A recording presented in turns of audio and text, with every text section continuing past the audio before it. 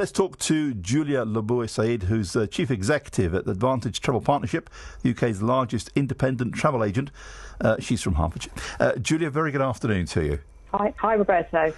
Julia, are you involved in these discussions with the government at all? Not directly involved. What we are doing is putting together our submission with recommendations through to the government so that they can be considered as part of the wider plans. A simple system for travel is what I think a lot of people are calling for, but during still some uncertain times, can it really be a system that's made simple? Oh, it can be. I think it's quite interesting. What we've heard come out and reported over the last few days is essentially what we have now, but in a different guise. So right now, just to remind you, if you're fully vaccinated, we can all travel without having to isolate on the way back from low-risk countries, whether it's green or amber traffic light category. So that doesn't change with what we've heard coming through. And the big deterrent for travellers this summer and ongoing is one, the framework that we have to operate within that changes every 3 weeks. The countries change. Well, the countries are reviewed every 3 weeks, should I say. But also the testing regime that is a big barrier and actually now serves no public health benefit whatsoever. And the testing regime, and there's been a lot of coverage on the testing. The prices vary wildly, and then once you get to wherever you're going, if it's on the green or amber list, their tests seem significantly cheaper.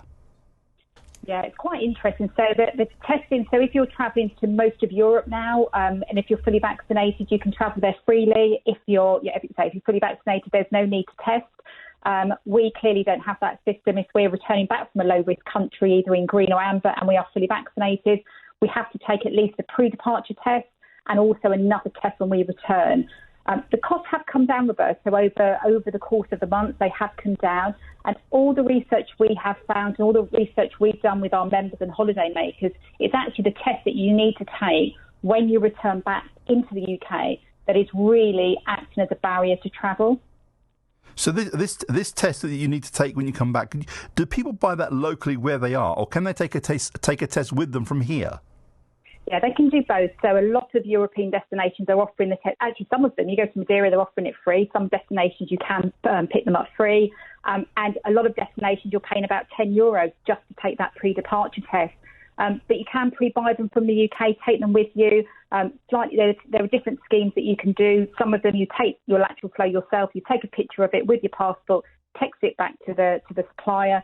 Providing that's negative, you then get your Fit to Fly certificate. So, and they're around £30 on average. So, but again, a family of four travelling, it soon starts to ramp up in price. Doesn't it just? Although the system does work, wherever you're going, if it's on a green or amber list, then it does work, and the passenger locator forms and the test does work, and then you've got to do it on the way back. But as you say, on the way back, it is one of those things which I think is putting people off. It's just, you can do it, but you think, hang on, I want to go on holiday, not start testing.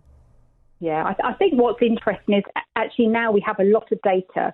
So we have a lot of data since international travel was decriminalised back in May, and actually we have data from February as well. It overwhelmingly points to the fact that these tests are absolutely meaningless when it comes to travel. And the reason I say that is when you look specifically at green and amber, there have been no variants of any concern that have been imported from amber or green countries in that time frame. And yet we're asking anyone travelling into the UK to take one of these tests. So it's really trying to understand what it is that the government are looking for. Also, we also have a huge amount of exemptions now. So if you're one of the fortunate dignitaries that are going up to the COP summit to discuss climate change, you're coming from a red list country, as an example, you don't need to test. London Fashion Week, you don't need to test, you're exempt. Get out of here, Julia. Honestly, Roberto, honestly. So the industry is, really, the industry and those that need to travel are really calling out to say, look, we need a really simple system. If you're fully vaccinated, that's it. Like every other aspect of the domestic roadmap, we should be able to travel because the data points to the fact that it is safe to travel back from low-risk destinations. Look, one of the things people like you and other travel experts have been saying throughout the whole of this pandemic is we need to get the industry back up and running, but what we also need are rules that are working in every country, a global international agreement because that's how travel works, that's how the travel industry works. It's about a global agreement, and the governments haven't been doing that. Again, you're absolutely right. It's all well and good talking about our traffic light system, but that is only about returning back to the UK.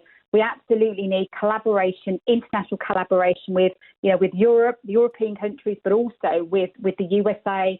We have crazy scenarios now where UK government have, essentially blocked the whole of South America, the whole of Africa. So many destinations which are low risk, and yet they're not on our radar. But international cooperation is absolutely vital. We're a global market, and we cannot travel without having those international collaborations. Julia, just let me ask you your expertise. What if someone's going for a very, very short trip? Say, for example, somebody, me, is supposed to go to a wedding in Rome next week, a Tuesday, and come back on Thursday. Is that possible? Absolutely, of course, yes, absolutely. So if you're I actually don't want to go to the wedding, Julia, to be honest with you, but I've got to go. Yeah.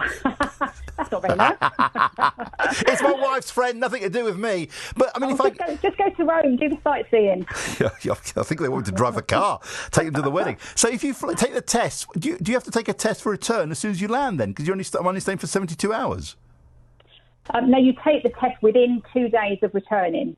So you'll have to take your test to depart Italy, to come back into the UK, and you'll need to do that within 72 hours of returning. So if you're flying out on the Thursday, you're coming back on the Sunday, you can take your test within 3 days of returning back to the UK. I was hoping you were going to say you don't need to go, you can cancel the whole thing. It would have been much easier, to be honest with you. I think, look, I'm never going to stop anyone from travelling, even if it's a wedding you don't want to go to. Julia, thank you. Wish you well. Julia Laboy-Sayed, who's the Chief Executive at Advantage Travel Partnership, the UK's largest independent travel agents partnership. She's based in Hertfordshire.